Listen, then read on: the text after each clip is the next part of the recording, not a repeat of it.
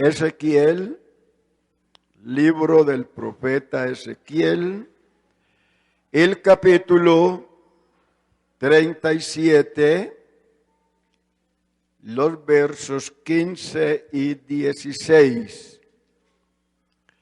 Libro del profeta Ezequiel, capítulo 37, versos 15 y 16. Gracias le damos al que vive por esta oportunidad que nos confiere. Gracias a Dios por los hermanos que hasta ahora han llegado para rendirle culto al que todo se lo merece. Aleluya. ¿Ya se ubicaron? Libro del profeta Ezequiel, capítulo 37, los versos 15 y 16, que a la letra dice: Vino a mí palabra de Jehová diciendo: Hijo de hombre, toma ahora un palo y escribe en él para Judá y para los hijos de Israel, sus compañeros.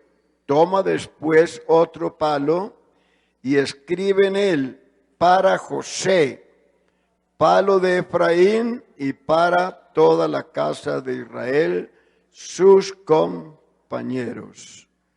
Te damos gracias, Señor Jesús, en este momento por tu palabra maravillosa que tú nos das cada día para nuestro alimento. Señor, te pedimos en este momento que tú nos seas propicio, que tú, Señor, seas ungiendo tu Hijo en este momento y toda tu iglesia para que podamos asimilar la enseñanza de tu gloriosa palabra. En tu nombre, Jesús, te lo pedimos. Amén. Una alabanza para el Señor Jesús. Otra alabanza para Él. Bien, hermano, tome su lugar, sea tan amable. Y gracias al Señor Jesús. Bueno, continuamos examinando otra doctrina. Ya hemos examinado varias, vamos a mirar otra doctrina que vamos a tener dos partes para no ser muy extenso. Entonces vamos a tratar en el día de hoy y si el Señor lo permite el próximo martes. Vamos a mirar la iglesia, la doctrina de los mormones. ¿Usted ha oído mencionar los mormones? Algunos sí y otros no. Ellos se titulan los santos de los últimos tiempos. Esos son el movimiento mormón, los santos de los últimos tiempos. Así se titulan ellos.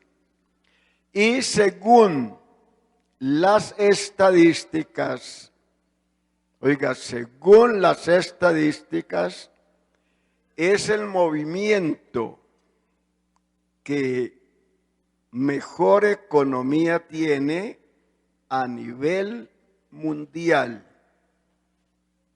El que mejor economía tiene a nivel mundial. Se cree que la iglesia romana realmente no tiene nada en comparación de lo que ellos tienen. Usted se preguntará, bueno, ¿por qué tienen tanta riqueza? ¿Cuál es el secreto? No se trata de ningún secreto. Sencillamente, ellos desde el principio se han dedicado a evangelizar solamente ricos, gente que tiene buena economía. Esa ha sido la meta de los mormones. Si llegan a una casa por primera vez, miran bien la casa, miran a ver si quien vive allí es dueño de la casa, si tiene carro, qué modelo es, en qué banco trabaja, qué economía tiene. Si ven que tiene una buena economía, pues entonces siguen visitando ese hogar y cargan cantidad de estudios. A la dama le enseñan lo que quiera, oiga, el arte que quiera y no le cobran un solo peso. Pero si ven que no tiene una economía muy buena, entonces no vuelven más. En ese movimiento solamente se salvan los blancos. Los morenos se pierden. Están condenados desde en vida. Para que un moreno se salve, tiene que ser demasiado rico. Si es bien rico, se salva. Si es pobre, está condenado. Así que si usted ve a alguien allí, moreno, en la iglesia mormona, diga, debe tener mucha plata. Por eso ellos tienen tanta riqueza, porque solo evangelizan ricos. Lo contrario a nosotros.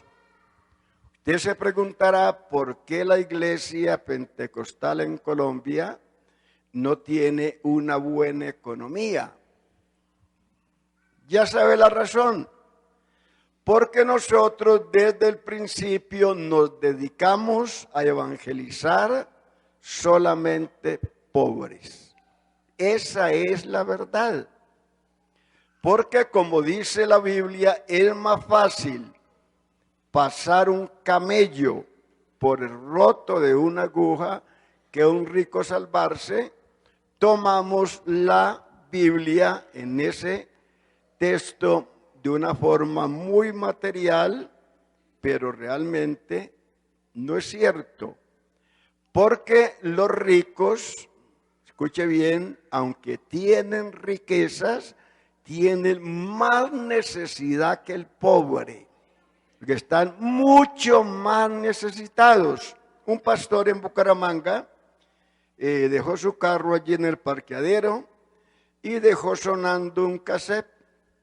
Se fue a una oficina y cuando llegó encontró un señor bien vestido, con mucha plata, estaba allí al pie de la ventana del carro y estaba llorando. Y entonces ese señor le dijo al pastor, pastor, ¿dónde venden esa música? Él le dijo dónde la vendían. Dijo, no, pero no tiene necesidad de comprarla por ahora. Le voy a regalar el cassette que está sonando. De una vez lo evangelizó y el hombre le dijo, mire, soy el hombre más necesitado de este planeta. Yo tengo dinero, se lo digo a usted porque es pastor. Pero ¿de qué me sirve el dinero si no tengo felicidad? Si no tengo paz, no tengo sino problemas. Pero he oído algo muy bonito en ese cassette. Y gracias por sus palabras, porque me han sido de mucho aliento. Mire que ellos son en su mayoría más necesitados que el pobre. Pero nosotros desde el principio, si vemos en una esquina un carro de esos último modelo y un señor allí al pie del carro y vemos un señor con una mochila pidiendo dinero, nos vamos, evangelizamos al de la mochila y al rico no le decimos nada. Ese es nuestro problema.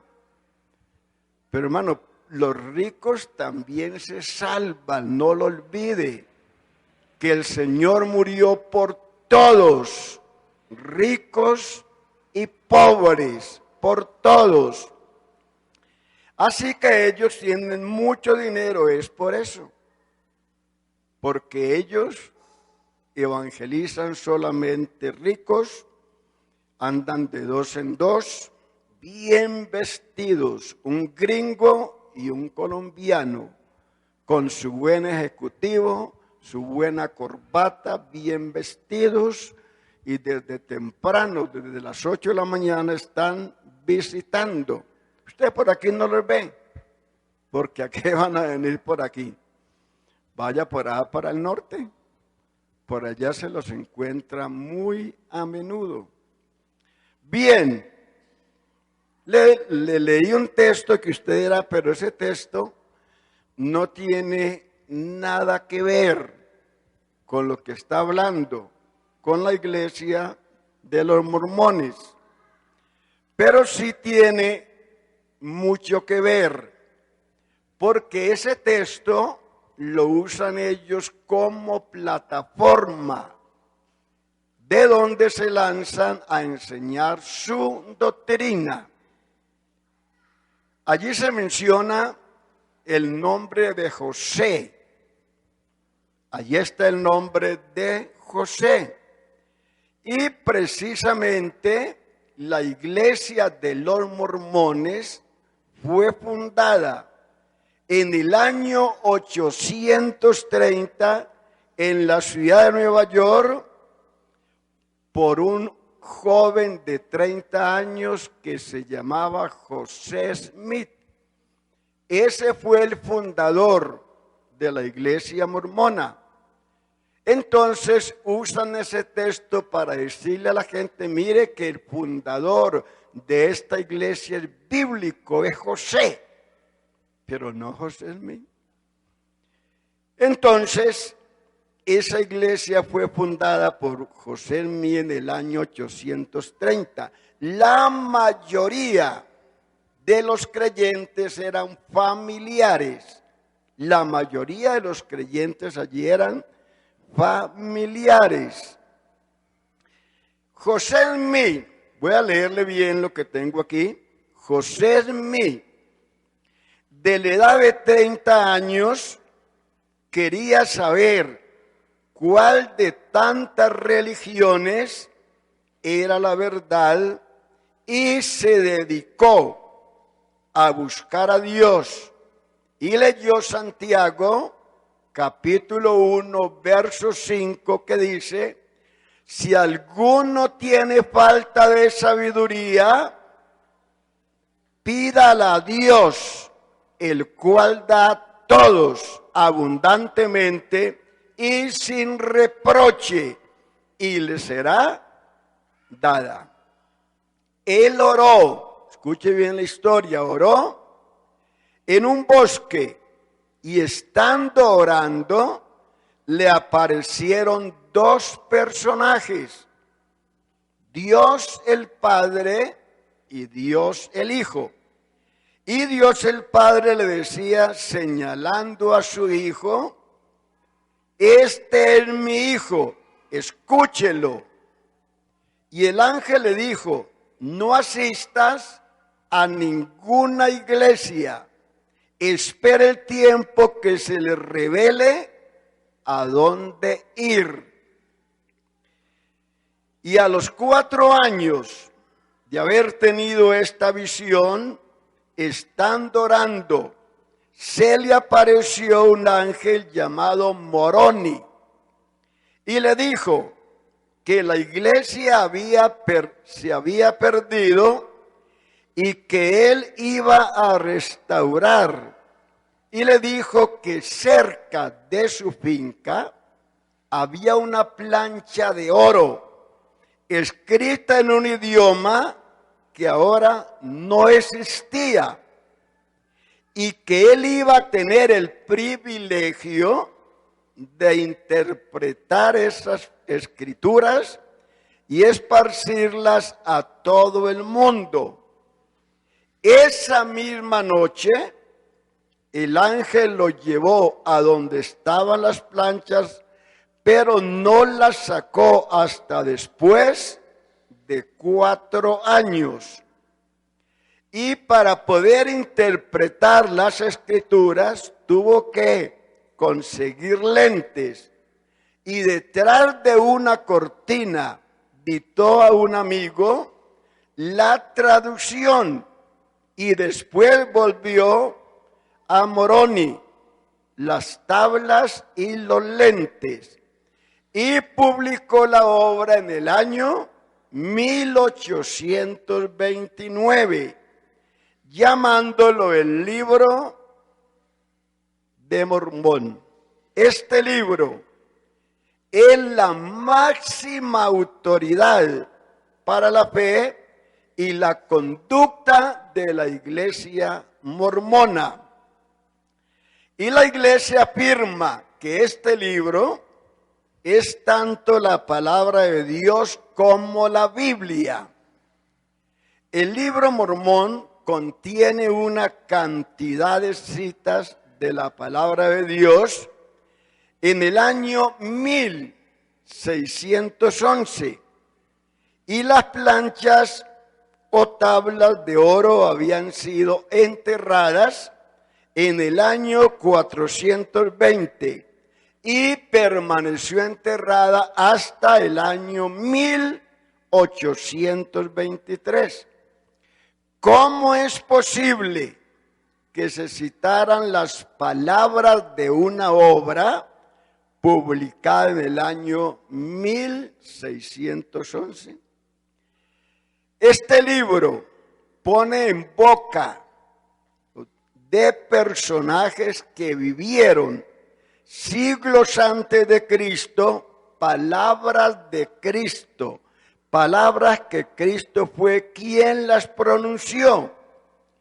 Otra fuente de apelación es Doctrinas y Convenios.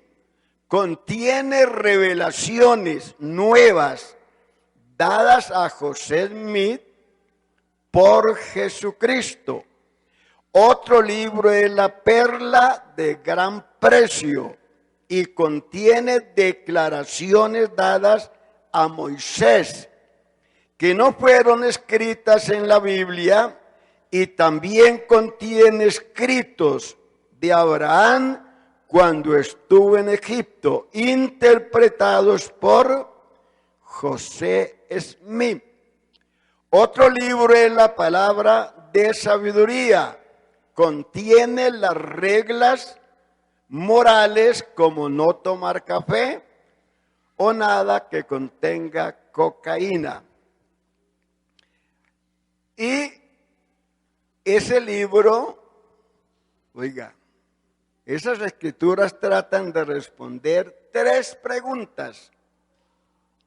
¿De dónde venimos? ¿Por qué estamos aquí? ¿A dónde vamos cuando dejemos este mundo? Vamos a mirar brevemente, porque por razón del tiempo ya les dije, doctrinas de los mormones. La primer doctrina que ellos enseñan es la preexistencia. Oiga, la preexistencia. Los mormones enseñan que nosotros existíamos en el mundo antimortal y que todos los recuerdos de este mundo fueron borrados. Y ahora en este mundo estamos tratando de progresar. Y el único medio de progresar es leyendo el libro mormón. Evidencias que usan para probar la preexistencia. Mire que ellos citan la Biblia para probar que el hombre existía antes de nacer en el mundo antimortal. Job 38, verso 4. ¿dónde estabas tú cuando yo fundaba la tierra? Házmelo saber si tienes inteligencia. ¿Dónde estabas tú? Ellos dicen, en alguna parte estaba y era en el mundo antimortal.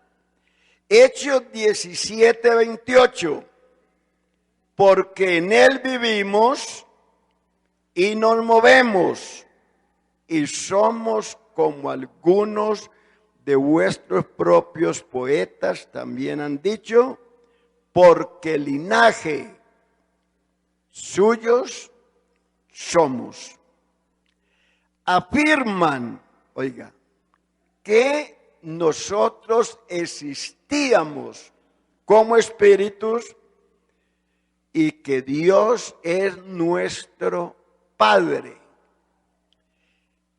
Eclesiastés 12, verso 7.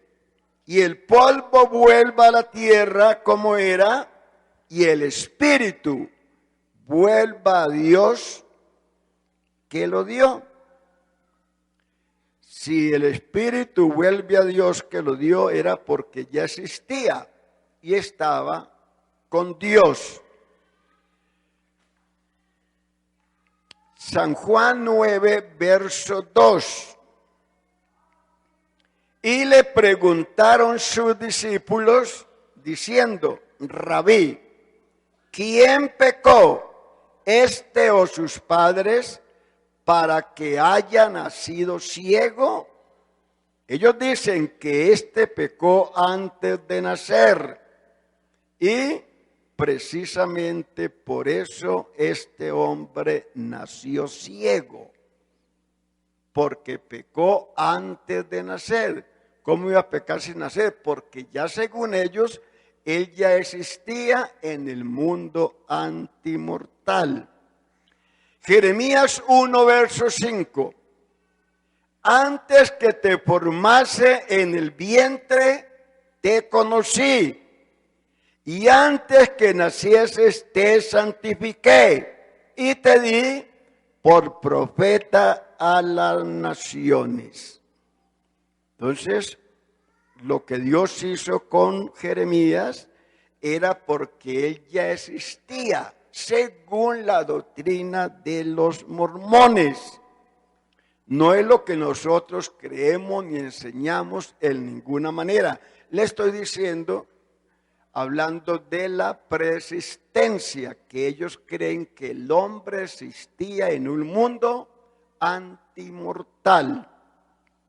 Miremos la verdad general acerca de la vida natural. Oiga, la verdad general acerca de la vida natural. Ya les dije en alguna ocasión que si usted está leyendo la Biblia, se encuentra 10 textos que hablan de una cosa, pero hay otros 7 textos que están como contradiciendo lo que allí se dice y usted queda pensando, bueno, ¿esto es verdad o no es verdad? Para saber, oiga, para saber si es verdad o no es verdad, usted tiene que buscar la verdad general. Porque hay una verdad general. Hace en cuenta algunos textos que parece, pero no es verdad. Parece según la mente finita que está contradiciendo lo otro, pero eso no es cierto. Nos contradecimos nosotros mismos. Entonces, ¿cuál es la verdad general acerca de la vida natural? Génesis capítulo 2, verso 7. Mire bien lo que dice. Entonces Jehová Dios formó al hombre del polvo de la tierra y sopló en su nariz aliento de vida, y fue el hombre un ser viviente. Este texto dice con toda claridad que la vida, el hombre la recibió a partir del Edén, porque antes no preexistía. No teníamos vida hasta que el Señor nos dio la vida. Vea lo que dice Job. Dice, el Espíritu de Dios me hizo, hablando del cuerpo, y el soplo del Omnipotente me dio vida. Ese muñeco, digámoslo así, que Dios hizo con sus manos tan bonito, no se movía, no tenía vida, pero cuando Dios sopló en él aliento de vida, el hombre comenzó a moverse. Otra doctrina es que ellos bautizan, óigame bien, este es el bautismo de los mormones. Ellos bautizan en títulos, por inmersión, y se bautizan por los muertos. Oiga, bautizan en títulos, como las demás denominaciones, aparte de la Iglesia del Nombre, y lo hacen por inmersión, no por aspersión, y se bautizan por los muertos. Y mire el texto que ellos usan para esta doctrina. Tienen dos textos. Malaquías capítulo 4, verso 6. Dice, Él hará volver el corazón de los padres hacia los hijos, el corazón de los hijos hacia sus padres, no sea que yo venga y hiera la tierra con maldición. Ellos dicen que estos que se volverán, o sea, estos hijos que se volverán a los padres, estos padres que se volverán a los hijos con el ministerio de Elías, son personas que ya murieron. O sea que cuando Elías vino, esas personas estaban muertas, pero con el ministerio o la predicación de Elías, ellos se arrepintieron, ellos se convirtieron. Entonces, para que ellos que se arrepintieron, se convirtieron con la predicación de Elías, se puedan salvar, hay que bautizarlos por poder. Oiga, para que se puedan salvar, entonces se bautizan por poder. Haciendo esto, dicen ellos, cumplimos esta escritura, porque los que han muerto sin ser bautizados en la iglesia de los mormones tendrán una segunda oportunidad de oír la predicación en el mundo de los espíritus. Así que mire que ellos creen en una segunda oportunidad para el que murió sin Cristo, para el que rechazó el evangelio, el llamamiento de Dios en este mundo y murió sin creer. Entonces, cuando se mueren, ellos tendrán una segunda oportunidad. Se convertirán, se arrepentirán.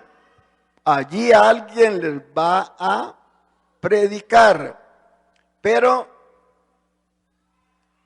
¿cómo hacen para bautizarse? No pueden. Entonces, para poder de que se salven, alguien se tiene que bautizar en el nombre del muerto. Por eso es que ellos lo hacen de esta manera. Y note lo que dice el segundo texto, 1 Corintios 15, 29, es el más fuerte. De otro modo, ¿qué harán los que se bautizan por los muertos? Si en ninguna manera los muertos resucitan, ¿por qué pues se bautizan por los muertos? Está hablando el apóstol Pablo. ¿De dónde sacaron ellos que habrá segunda oportunidad para el que muere sin Cristo? Pues lo sacaron de la Biblia, de una mala interpretación. Mire, 1 Pedro 3, verso 18, es el texto que ellos toman. Porque también Cristo padeció una sola vez por los pecados, el justo por los injustos, para llevarnos a Dios, siendo a la verdad muerto en la carne. Vea, Pedro habla aquí de una forma muy clara de la muerte de Cristo, y Pedro dice, vea, no fue un engaño, no fue una falsedad que Cristo murió. Cristo en verdad murió, pero en la carne. Oiga, en la carne. Fue muerto en la carne porque de Cristo murió lo que podía morir, lo que nació de María. Eso fue lo que murió en la cruz, dice aquí. Pero vivificado en espíritu, en el cual también fue y predicó a los espíritus encarcelados, los que en otro tiempo desobedecieron. Oiga, los que en otro tiempo desobedecieron, y está hablando de los que perecieron en el diluvio.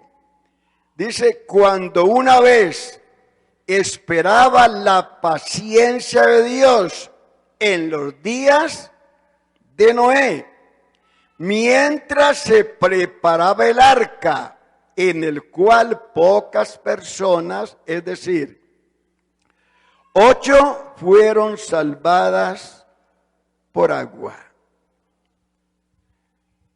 Note bien lo que Pedro dice y lo que los mormones creen.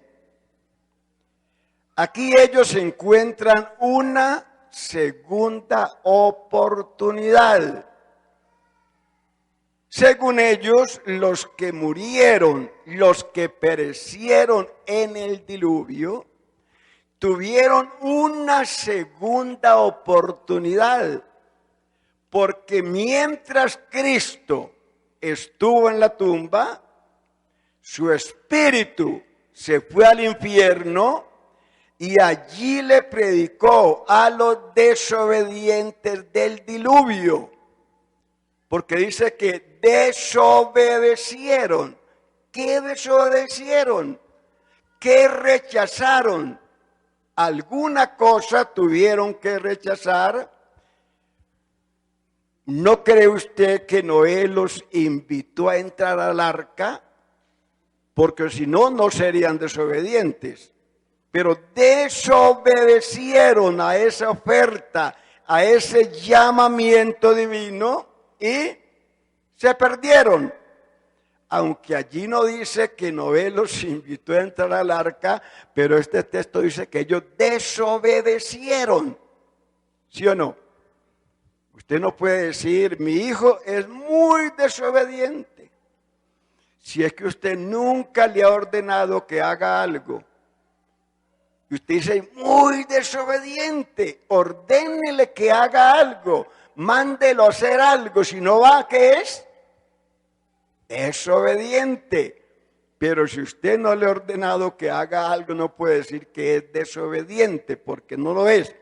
De manera que aquí desobedecieron, pero esos desobedientes que perecieron en el diluvio tuvieron una segunda oportunidad.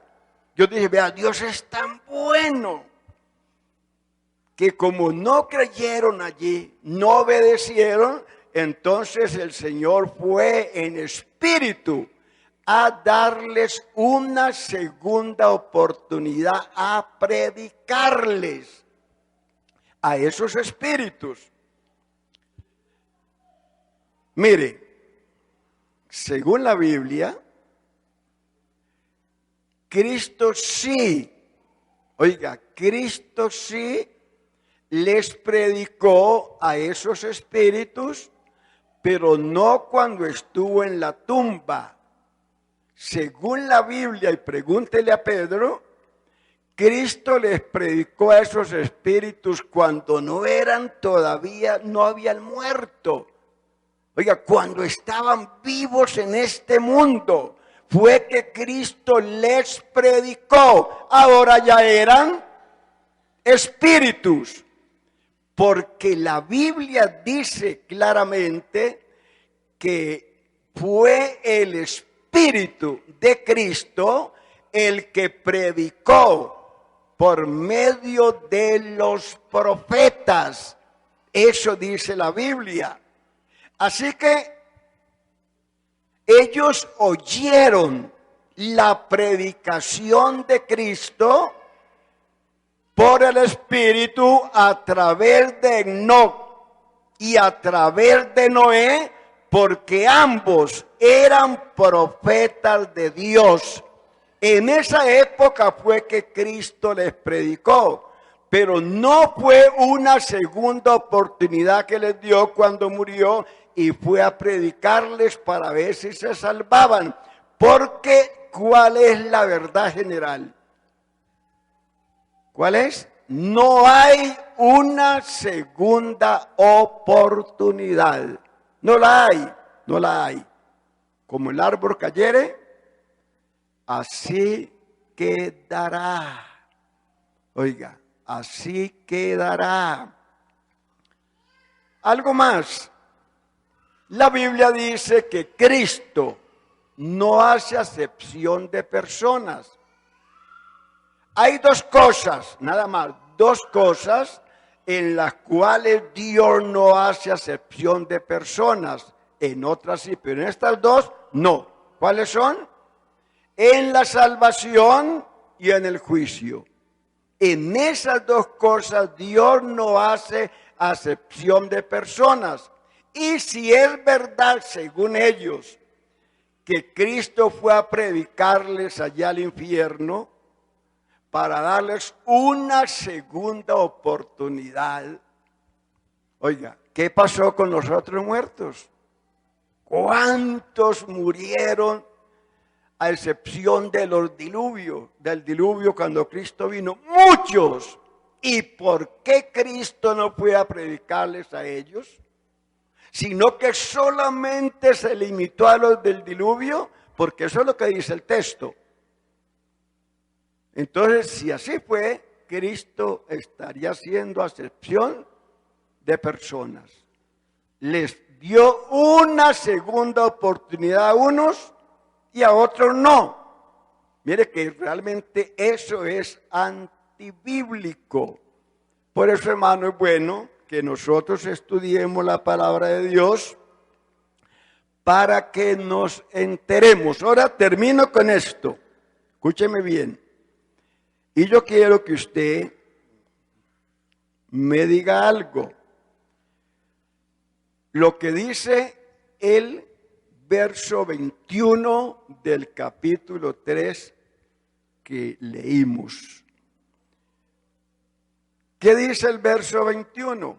El verso 21 habla acerca del bautismo. Si le pregunta a un hermano, oiga, ¿por qué el bautismo lo salva a usted? Creo que la respuesta En su mayoría sería porque yo oí el Evangelio, recibí el Evangelio, creí al Evangelio, me arrepentí, me convertí y me bauticé. Por eso el bautismo a mí me salva. ¿Usted cree que por eso, porque usted oyó, usted creyó, usted recibió, usted entendió, usted se arrepintió, usted se convirtió y se bautizó, el bautismo por eso lo salva? ¿Ah? Oiga, hay varios amenes. Hay varios amenes. Usted dirá, este pastor salió con cosas raras. Ahora va a decir que no. Pero es que no. Y se lo repito, no. ¿Usted sabe por qué el bautismo salva? Claro, al que se arrepiente y se convierte y se bautiza, ¿sabe por qué lo salva? Porque el nombre que a usted le invocaron, el que lleva ese nombre, está vivo. Oiga, está vivo. Es por eso. De lo contrario, usted podría bautizarse 1000 y más veces y no se salvaría. Vea lo que dice el texto. Mire, el bautismo que corresponde a esto ahora si dice que nos salva. No dice que no, que nos salva. Pero ¿por qué nos salva? ¿Por qué? No lea el paréntesis. Déjelo a un ladito y lea el resto. ¿Qué dice? ¿Por qué nos salva? Por la resurrección de Jesucristo. Por eso nos salva el bautismo. O si no el bautismo, si Cristo estuviera muerto, vean, no serviría de nada. Como dice Pablo, si es que los muertos no resucitan, ¿ah? ¿Por qué se bautizan por los muertos y no resucitan? Y Pablo dice, vean, nosotros seríamos los más miserables de todos si todavía estuviéramos esperando que Cristo se levantara de la tumba.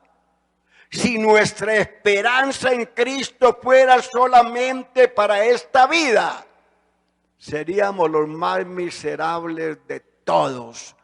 Pero nosotros creemos a ciencia y a conciencia que el nombre que nos invocaron, quien lleva ese nombre, vive por los siglos y de los siglos. Amén.